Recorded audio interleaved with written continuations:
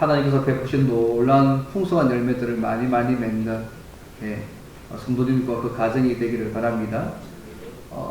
어느 날 유명한 부흥사인 무디 목사님에게 어떤 여자 교인 한 사람이 찾아왔습니다. 그래서 이렇게 묻겠습니다. 목사님, 저는 제가 아무리 범죄해도 하나님이 저를 그대로 놔두세요. 그래서 하나님이 계시지 않는 것이 분명합니다. 참 재밌는 말씀이죠. 내가 아무리 범죄해도 하나님이 나를 그대로 놔두신 걸 볼 때 하나님은 계시지 않는 것 같다. 분명하다. 이 이야기를 듣고 있던 무디 목사님이요, 그 여인을 지그시 바라보면서 부인, 지금 부인이 스스로 나는 신자가 아니라는 사실을 증명하고 있다. 그래서 이 부인을 보십니다. 왜 그러냐고. 제가 교회를 얼마나 오래 출석했는데 내가 왜 그러냐고 그럴 때 이 무디 목사님이 이렇게 얘기합니다. 당신이 정말 신자라면 하나님은 죄를 짓는 당신을 그대로 놔두지 않았을 것이다. 사실 하나님은 하나님을 사랑하는 자를 때로는 다양한 방식으로 다루어 가십니다. 오늘 본문을 보시면 알겠지만 하나님은 당신의 백성들을 징계하시는 하나님의 모습을 볼 수 있습니다.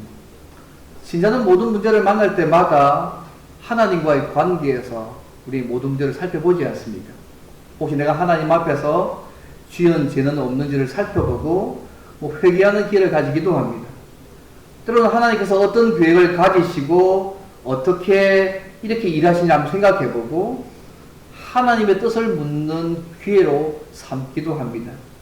어쨌든 우리가 이렇게 모든 문제를 만날 때마다 이렇게 생각하는 것은 세상이라는 모든 일들이 모두 하나님의 뜻과 섭리 가운데 있기 때문에 그렇습니다. 특별히 예수 믿는 사람들은 더 이런 부분은 더 분명한 것 같습니다. 그런데 때로는 하나님께서요, 우리가 믿음 생활을 제대로 하지 못하고 있는 것을 보시고 때로는 징계하시기 위해서 우리에게 고통과 어려움을 줄 때도 있습니다. 여러 차례 말씀을 통해서 말씀하시고 가르쳤지만 경고했지만 듣지 않았을 때 때로는 사용하시는 방법이 때로는 징계입니다. 그래서 하나님의 말씀대로 사는 것이, 하나님을 섬기고 사는 것이 얼마나 중요한지를 사실은 알게 합니다. 이럴 때 징계도 어려움도 고통도 이럴 때는 우리에게 주시는 하나님의 사랑이고 하나님의 은혜입니다. 우리는 지난 시간에 우리가요, 하나님을 알지 못해서, 인격적으로 만나지 못해서 하나님을 버리고 악을 행하고 우상 숭배하는 이스라엘의 다른 세대의 삶을 생각하겠습니다. 오늘은 이 하나님을 알지 못한 이 다른 세대를 하나님께서 어떻게 다루시는지를 함께 생각해 보려고 합니다. 여러분, 하나님을 잘 알지, 인격적으로 만나서 알지 못하고 오히려 하나님을 버리고 우상 숭배하는 하나님의 백성들을 하나님이 어떻게 다뤄가실까요? 오늘 본문의 말씀 보면 하나님이 징계와 남겨둠을 통해서 그들을 다루어 가시는 모습을 볼 수 있습니다. 그래서 오늘 말씀을 통해서요, 하나님이 징계와 남겨둠을 통해 주시는 하나님의 은혜가 무엇이고 이 일을 통해 하나님은 당신의 백성이 어떻게 되기를 원하시는지를 함께 좀 생각해 보기를 원합니다. 여러분, 하나님을 알지 못하는 세대, 하나님을 인격적으로 만나지 못해서 하나님을 버리고 우상 숭배하는 그런 세대를 하나님이 어떻게 다루신다고 생각하십니까? 첫째는요, 징계를 통해서 끝까지 우리를 하나님이 사랑하시는 분임을 깨닫게 하십니다. 그 방식이 징계를 통해서 끝까지 사랑하시는 하나님을 깨닫게 하십니다. 여호수아가 죽고 난 이후에요, 여호와를 인격적으로 알지 못하고 여호와께서 이스라엘에게 하신 구원 사역을 알지 못하는 다른 세대의 삶은요, 여러분 아시다시피 여호와를 버리는 삶이었고요, 악을 행하는 삶이었고 우상 숭배의 삶을 사는 것으로 나타났습니다. 그 11절부터 13절까지의 말씀입니다. 그런데 하나님께서요, 이렇게 하나님을 경외하기를 버린 다른 세대의 당신의 백성에게 그 사랑의 끈을 놓지 않았다는 것이 중요합니다.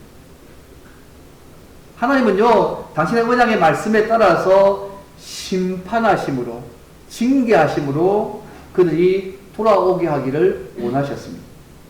14절 15절 말씀입니다.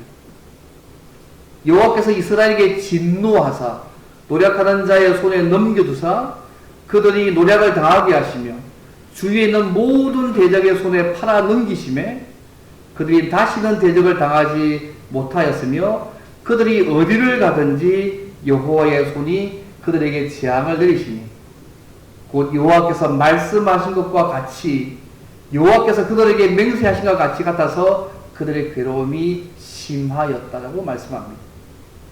소위 세상의 즐거움과 행복을 위해 신앙을 팔아먹은 자들을 하나님은 세상의 손에 파셨습니다. 어떤 의미에서 어디를 가든지 대적자의 손에 당하게 하셨고요. 무슨 싸움을 하든지 간에 질 수밖에 없게 만들어 놓으셨습니다. 어디를 가든지 여호와께서 그들에게 재앙을 내리셨다고 말씀하고 있습니다. 왜 하나님 이렇게 하실까요? 하나님 사랑의 하나님이시잖아요. 근데 하나님은 이런 고통과 그들에게 괴로움을 줌을 통하여서 그들이 여호와께로 돌아오게 하려는 하나님의 의도를 가지고 계셨습니다. 하나님은요, 자기의 자녀가 엉뚱한 길로 가는 것을 그냥 보고 계시는 분이 아니십니다. 그가 당신의 자녀라면, 당신의 자녀가 아니면 그냥 놔두시겠죠. 그가 정말 당신의 자녀라면 하나님은 그냥 당신의 자녀가 엉뚱한 길로 가는 것을 그냥 보고 계시는 분이 결코 아닙니다. 성도에게 괴로움을 주어서라도 하나님의 사랑의 품속으로 돌아오게 하시는 분이 우리 하나님이십니다.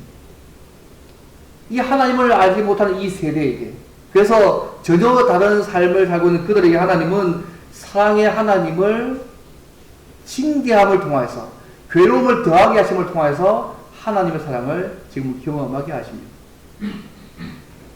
어쨌든 하나님은 언약의 저주의 말씀대로 행하시고 있습니다. 새로운 것이 아닙니다. 레위기 26장에 나오는 말씀이고요. 신명기 28장에 나오는 그 언약의 말씀대로 그들을 지금 대하시고 있습니다. 그래서 이스라엘 백성들이 이 고통을 당할 때요, 그들은 하나님의 그 징계로 생각하고 그들은 여호와 하나님께로 돌아와야만 했습니다. 이때까지 하나님을 알지 못했지만 이 사건을 통해서 그 하나님을 그들은 알아야만 했습니다. 또 돌아와야만 했습니다. 그래서 재미있는 하나님께서요, 이스라엘 백성들의 범죄함으로, 하나님을 알지 못한 그들의 범죄함으로 그들을 징계해서 그들을 괴롭게 하셨지만 그냥 그 상태로 두시지 않았다는 것입니다. 사사들을 세우셔서 그들을 구원하셨습니다. 16절 말씀입니다. 그때에 여호와께서 사사들을 세우셔서 노략자의 손에서 그들을 구원하셨다고 말씀합니다. 왜 갑자기 이 징계하시는 하나님께서 왜 사사를 세워서 그들을 구원하셨을까요? 18절 말씀 보십시오. 그 이유를 말씀합니다. 이는 그들이 대적에게 압박과 괴롭게 함을 받아서 슬피 부르짖음으로 여호와께서 뜻을 돌이키셨다고 말씀합니다. 그들이 징계받아서 이웃 나라들을 하나님께서 들어서 압박하고 괴롭게 하니까 하나님께 슬피 부르짖기 때문에, 당신의 백성이 슬피 부르짖고 하나님께 간구했기 때문에 하나님께서 살려달라고 더 간구했기 때문에 긍휼에 풍성하신 그 하나님께서 그들을 용서하시고 뜻을 돌이키셨다고 말씀하고 있습니다. 그때 온전한 해결한 것은 아니었습니다. 그 위에 살아보면 여전히 더 심하게 악을 행하고 우상 숭배하지만 그들이 하나님께 살려달라고 슬피 부르짖었기 때문에 사사들을 통해서 그들을 구원하셨습니다. 하나님은요, 당신의 백성들이 비록 범죄해서 징계받아 고통당하지만 하나님을 찾기만 하면 용서하시고 모든 것을 회복시켜 주시는 하나님이십니다. 신명기 4장의 말씀에 말씀하고 있지 않습니까? 근데 이 역사가요, 사사기 전체를 보면 5번이나 나옵니다. 이스라엘이 계속되는 배반을 해도 그들이 하나님을 찾기만 하면 하나님은 언약에 약속된 그 은혜를 풍성하게 부어주시는 하나님의 모습을 우리에게 보여주십니다. 당신의 백성은 계속 당신의 언약을 배반하지만, 약속 어기지만 하나님은 변함없이 신실하게 그 약속대로 당신의 백성들에게 대하시는 하나의 모습들을 이 사사기 전체가 계속 보여주고 있습니다. 하나님은 사사들을 세워서 구원하셔서 그들이 하나님의 말씀에 따라서 계속 살기를 원하셨습니다. 여러분 이런 말 있지 않습니까? 구원받고 난 이후의 삶이 더 중요하다고. 구원받아서 그 순간에 너무너무 좋은데 구원받고 이후의 그 삶이 더 중요하다. 더 중요한 직책을 맡고 더 중요한 입체를 있었을 때 그때의 삶이 더 중요하다. 우리의 문제가 다 해결되고 난 이후에 문제 해결이 중요한 것이 아니고 문제 해결 그 이후의 삶이 더 중요하다는 말들을 많이 하지 않습니다. 저도 하나님께서 문제들을 해결해 줬으면 더 잘 살아야 되는데 그들은 하나님의 구원의 은혜를 잊어버리고 더 나쁜 삶을 삽니다. 여러분 17절 말씀 보십시오. 사사들에게도 순종하지 아니하고 오히려 다른 신들을 따라가서 음행하며 그들에게 절하고 촉히 치우쳐 행해서 떠나서 불순종했던 그 조상들의 모습을 따라가는 모습들을 그들이 보여주고 있습니다. 하나님은 사사들을 세우셔서 그들을 구원하셔서 하나님의 말씀에 따라 살게 했지만 사사에게도 순종하지 않고 자신의 백성들은 다른 신들을 섬겼다고. 다른 신들을 하니까 뭔가 대단한 우상이 있지만 이 다른 신들이요 가나안 땅에서 잘 먹고 잘 살기 위해서 꼭 필요한 신들을 섬겼다는 얘기입니다. 현실적인 타협을 해서 하나님 외에 하나님보다 내가 이 땅에 살려면 이 신이 더 나에게 더 힘 있는 신이기 때문에 그 삶을 선택했다는 얘기입니다. 우상을 섬겼다 하니까 뭔가 좀 다른 거 생각하지만 그렇지 않습니다. 현실적인 삶을 위해서는 하나님보다 이 가나안의 신들이 훨씬 더 나에게 더 도움이 되는 분이라고 생각하고 섬겼다는 것입니다. 그 다음에 이렇게 얘기합니다. 그들의 모습을 다른 신들을 따라가서 음행했다고 얘기합니다. 쉽게 얘기하면 장녀처럼 행동한다는 것입니다. 하나님과 특별한 관계 있는 당신의 백성들이 그 하나님과의 관계를 버리고 가나안의 이방신을 섬기는 그 행동들을 정절을 버리고 장녀처럼 행동하는 것을 하나님이 말씀하고 계십니다. 오늘도 예수 안에서 구원의 말 받았습니다. 하나님의 자녀가 되어주고 영원한 천국을 소망하며 살고 있습니다. 예수님의 신부가 된 자로서 우리가 이 땅을 어떻게 살아가야 될까요? 여전히 하나님의 자녀가 되었지만 다른 헛된 우상을 우리가 따라가며 살고 있다면 그것은 어떤 의미에서 오늘 본문처럼 창기와 같이 하나님 앞에서 행동하고 있는 것입니다. 그리고 사사들이 죽은 후에는 더 나아갑니다. 19절 말씀 보시면 조상들보다 더 타락해서 다른 신들을 따르고 섬기고 있습니다. 그게 19절 말씀이지 않습니까? 사사가 죽은 후에는 오히려 그들이 하나님께로 돌이켜서 조상들보다 더욱 타락해서 다른 신들을 따르고 섬기는 모습들을 19절에서 볼 수 있습니다. 우리 이 사사기 역사를 보면서요, 우리가 구원받고 난 이후에 우리가 예수님의 신부로서 이 땅에서 정결하고 순결하게 살아가는 것이 얼마나 중요한지를 다시 한번 생각하게 됩니다. 여러분, 하나님 우리를 구원하실 때 목숨값 지불하셨습니다. 자신의 전부를 다해서 우리를 구원하셔서 하나님의 자녀를 삼으셨습니다. 그렇다면 우리의 삶의 모습은 그분을 향해서만 나아가게 되어 있어야 됩니다. 이런 두 마음을 품은 적교가 안 됩니다. 만약 우리가 하나님 외에 다른 신, 예를 들면 돈이나 세상에 속한 것들을 신으로 따라 섬기고 따라 살아간다면 그것을 섬길 때부터 하나님을 섬기는 일에서 멀어져 갈 수밖에 없다는 사실을 잊지 않으시면 좋겠습니다. 이번 1904년도에요. 영국 웨일즈에서 웨일즈 대부흥이 일어났습니다. 술집들이 문을 닫았습니다. 범죄가 없어서 재판도 없어졌습니다. 심지어 그친 욕설로 말을 움직여서 석탄 옮겨야 되는 그 작업 중에도 욕과 그친 말이 사라지니까 작업이 불가능할 정도로 삶이 완전히 다 바뀌었습니다.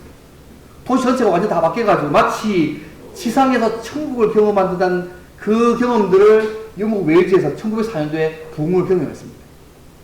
그런데 여러분, 아이러니하게도요, 불과 100년도 채 못 되어서 영국 교회는 급속한 쇠퇴의 길을 걷고 있다는 사실들을 잊지 않으시면 좋겠습니다. 많은 교회사 역사가요, 한 세대가 잘 믿으면 그 다음 세대가 잘 믿지 못한 경우가 너무너무 많습니다.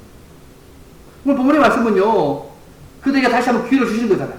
그들 구원하셔서 이제는 하나님을 더 잘 섬기를 원했는데, 오히려 사사들이 있을 때는 일시적이었지만, 그들이 죽고 나니까 더 악해져서, 더 타락해서, 오히려 다른 신들을 섬기는 모습으로 타락하고 있는 당신의 모습을 보고 있습니다. 이번 사사기 역사는요, 계속해서 당신의 백성들이 끊임없이 언약을 배반해서, 하나님을 배반해서 그 위에 고통당하다가 그 말씀을 기억하고 다시 한번 하나님을 찾으면 하나님께서 구원해 주신 역사를 계속 반복합니다. 그 재밌는 뭐냐면요, 이 반복하면서 점점점 더 나아질 건데 점점점 더 타락합니다. 다시 봤습니다. 더 타락해가기 시작합니다.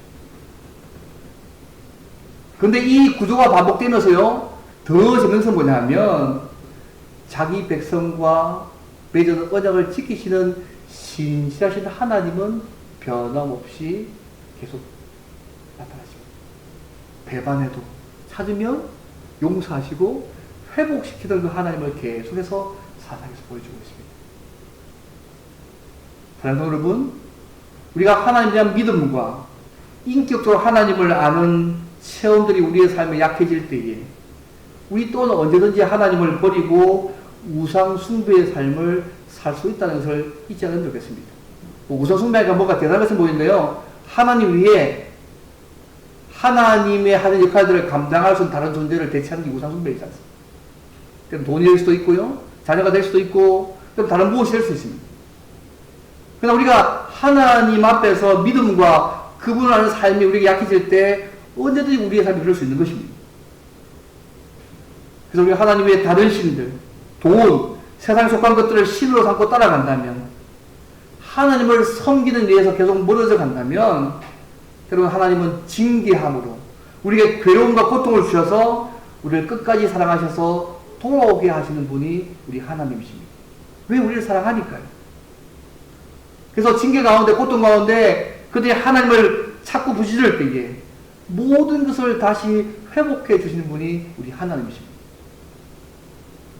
문제는 넘어졌다고, 죄졌다고 중요한 것이 아니라 그때에 괴로움 주실 때에 하나님 찾는 것입니다. 그럼 모든 것을 회복해 가시는 하나님을 우리의 삶 가운데 경험할 수 있습니다. 그래서 하나님은 우리의 실패, 우리의 죄, 우리의 넘어짐까지도 유익하게 사용하셔서 은혜의 자리로 들어가게 하실 수 있는 분임을 잊지 않으시면 좋겠습니다. 중요한 것은 우리의 문제와 고통이 다 해결되고 난 뒤에 이전보다 주님을 더 사랑하는 것입니다. 그거 하라고 하시면 알겠습니다. 어떤 의미에서요, 우리의 삶을 생각해보면 우리가 하나님을 위해서 사는 것이 아니라 하나님이 우리를 위해서 살고 계시는 것 같습니다. 저는 그럴 때가 많이 느낍니다. 내가 하나님을 살고 있는 것이었는데 하나님이 나를 위해 살고 계시는 게 더 많은 것 같아요. 하나님께서 나를 위해 살고 계시니까 내가 이만큼 여기 왔다는 생각할 때가 더 많습니다. 우리가 연약하고 약할지라도 우리를 포기하지 않고 구원하시고 교제하기 원하시는 그 하나님만을 의지하며 그분의 말씀에 어떤 상황에도 순종하며 살아가는 저와 여러분 되기를 바랍니다. 이게 첫 번째. 그러면 끝날 것 같은데요, 그 다음이 있습니다. 왜 하나님께서 약속대로 가나안 족속을 다 쫓아내지 않고 일부를 가나안 땅에 남겨두셨을까요? 그것이 두 번째 상황입니다. 하나님은요, 남겨둠을 통해서 우리가 하나님을 온전히 신뢰하며 순종하며 살기를 원하시는 분이십니다. 이 남김이 왜 고통이 될 수도 있고요, 괴로움이 될 수도 있고 많은 문제가 될 수 있습니다. 하나님의 사사를 통해서 그를 구원하셨잖아요. 근데 사사가 죽고 난 이후에 이스라엘 백성들이 하나님 앞에서 우상 숭배하고 악한 일을 하고 더 타락해가지고 하나님의 말씀을 청종하기를 거역했을 때 이번 하나님이 어떻게 하십니까? 이번 특별히 22절 말씀 보십시오. 이방 민족들을 다시는 그들 앞에서 쫓아내지 않는데요. 이는 하면서, 그죠? 이스라엘이 그들의 조상들이 지킨 것 같이 나 여호와의 도를 지켜 행하나 아니하나 그들을 시험하려 함이라고 말씀합니다. 분명히 가나안 땅을 주셔서 약속하셨잖아요. 근데 그 약속대로 여호수아 그 시대에 다 두시지 않고 남겨두셨습니다. 왜 이렇게 하셨을까요? 왜 이들을 남겨두셔가지고 고통스럽게 하시고 있을까요? 하나님이 화가 나서 그렇습니까? 그렇지 않습니까? 오늘 말씀하면 이스라엘 백성들이, 당신의 백성들이, 하나님을 알지 못한 그 당신의 백성들이 온전히 하나님을 신뢰하고 말씀에 순종하는지의 여부를 시험하기 위해서라고 말씀하고 있습니다. 여러분 사사기 3장 4절 보십시오. 남겨두신 이 이방 민족들로 이스라엘을 시험하사 여호와께서 모세를 통하여 그들의 조상들에게 이르신 명령들을 순종하는지 알고자 하셨다. 2장 22절, 3장 4절 똑같은 맥락입니다. 이번 하나님 때로는 세상을 통해서요 우리를 시험시키고 훈련시키고 가십니다. 그래서 교회 안에 있으면 우리가 누가 좋은 믿음의 인사를 알 수 없지 않습니까? 세상 속에 삶을 살아가 봐야 하지만 누가 하나님의 말씀, 당신의 백성을 잘 지키는지를 사실은 알 수 있습니다. 우리의 믿음은 어떤 면에서 가정과 직장과 사람들과의 삶 가운데 어떻게 정확하게 사실은 알 수 있습니다. 하나님께서 우리에게 어려움과 시험을 주시는 이유 중에 하나는요, 오늘 말씀에 하면 하나님을 신뢰하고 하나님의 말씀에 순종하신지 보시기 위함입니다. 근데 끝까지 하나님 순종하지 않으니까, 그죠? 하나님이 또 우상숭배하니까 하나님께서 쫓아내실 그들을 남겨두신 것이죠. 여기 남겨둔 이 부분이요, 하나님 믿고 순종해야지만 이겨낼 수 있는 승리의 장치잖아요. 가나안 백성요. 그냥 할 분이 아닙니다. 그들로 하여금 하나님과 그분의 약속 믿고 신뢰할 때, 순종할 때에 이 영적 전쟁에서 승리해서 이 땅을 차지할 수 있게 하시는 거잖아요. 근데 이 땅을 남겨두셨어요, 그들에게. 고통하면 당해봐. 그게 아닙니다. 하나님을 온전히 신뢰하고 그분 앞에 순종하는지를 그들로 하여금 알게 하시겠습니다. 마틴 루터의 말에 이런 말 있지 않습니까? 새가 머리 위에 앉는 것은 막을 수 없지만 새가 머리 위에 둥지를 치는 것은 막을 수 있다는 말이 있지 않습니까? 사탄이 우리의 삶에 여러 가지 많은 것들을 하게 하는 것은 막을 수 없지만 그 생각에 계속 머무르고 그 생각을 행동에 옮기지 않도록 선택할 수는 우리에게 있습니다.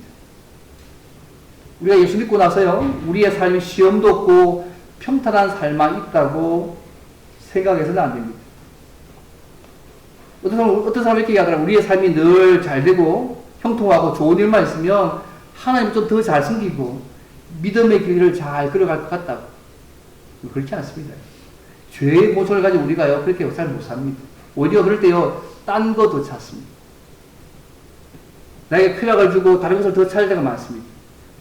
그래서 하나님은 어려움과 시련을 통해서 우리의 믿음을 점검하시고 우리가 하나님께 가까이 하고 있는지를 살피게 하십니다. 이거 전도서 말씀 기억나세요? 저 7장에 나와 있는 말씀. 형통한 날에는 기뻐하고 곤고한 날에는 되돌아보아라.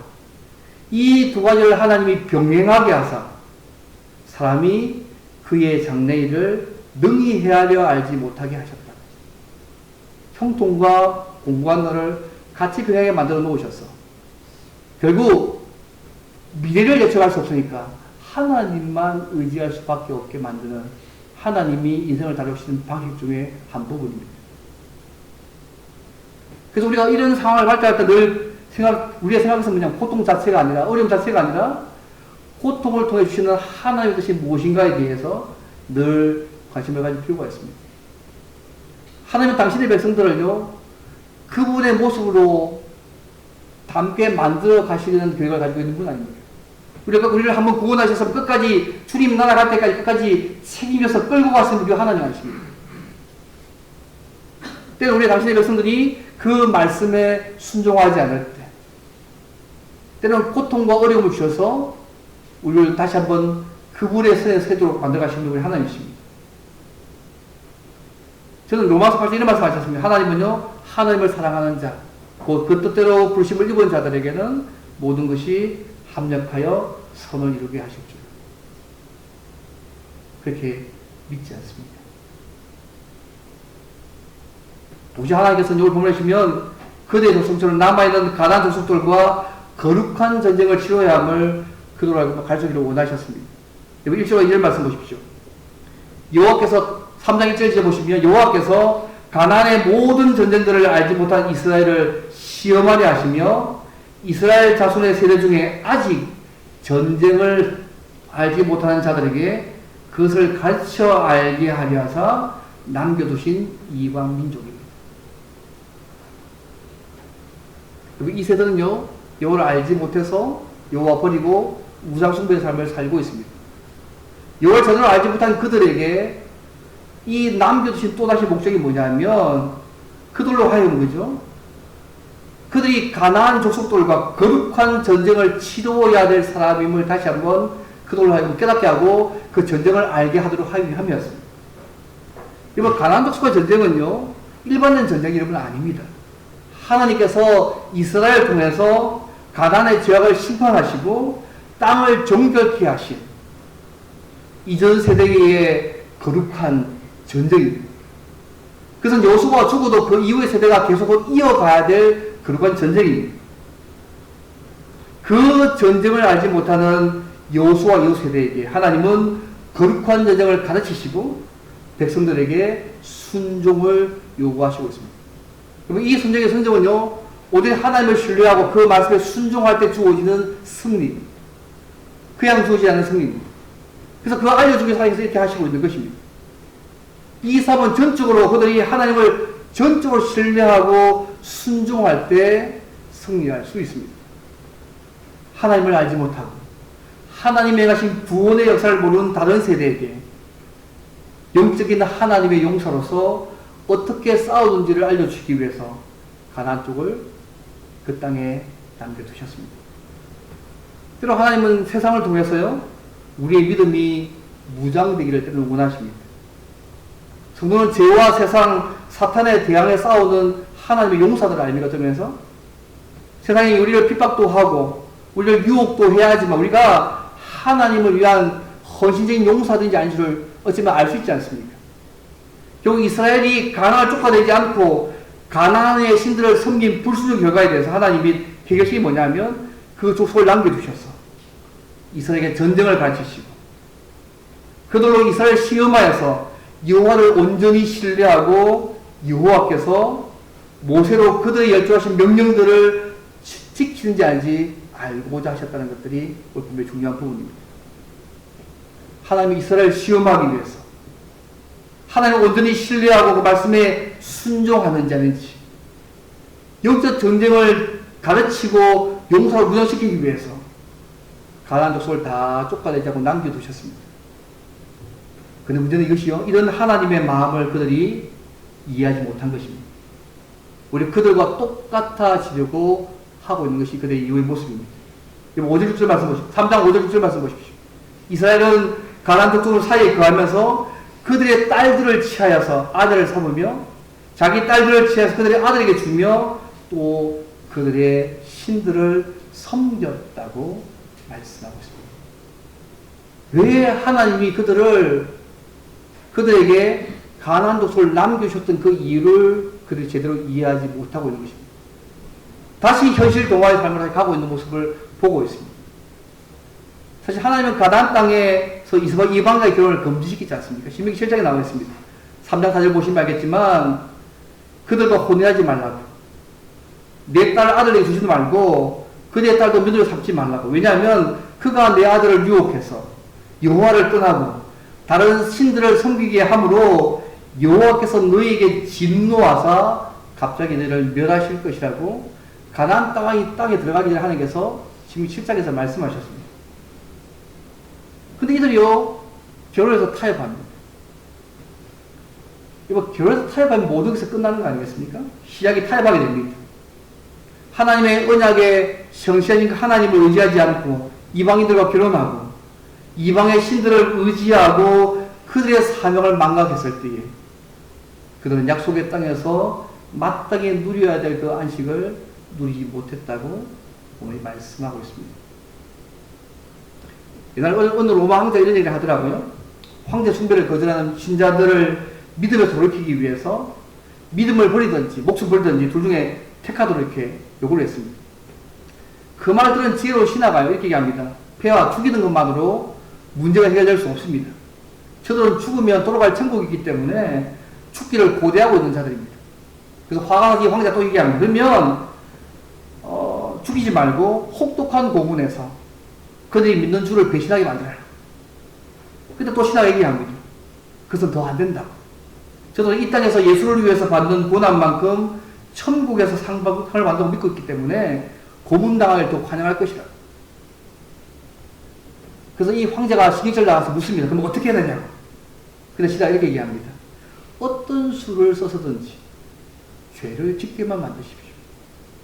그러면 저들은 꼼짝없이 믿음을 저버리게 됩니다. 하나님과의 관계를 파괴하는 죄를 짓게 하는 것이 가장 좋은 방법이다. 스며들게 해서 그것이 그의 삶들을 자주적이게 만들게 하는 것이죠.